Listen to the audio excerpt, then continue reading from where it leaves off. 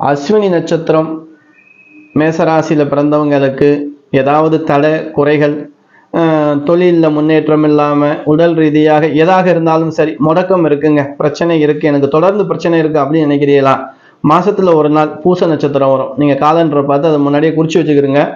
அந்த பூச நட்சத்திரம் வர்ற நாளில் நீங்கள் என்ன செய்யுங்க, எல்லா கோவில்கள்லையும் பெரும்பாலும் நவக்கிரகம் இருக்கும்.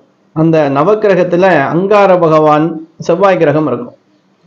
அந்த அங்கார பகவானுக்கு 1 மீட்டர் சிவப்பு துணி, செவ்வரளி பூ போட்டு வெத்தலைப்பாக்கு வாழைப்பழம் வச்சு உங்கள் பேரில் அர்ச்சனை பண்ணுங்க.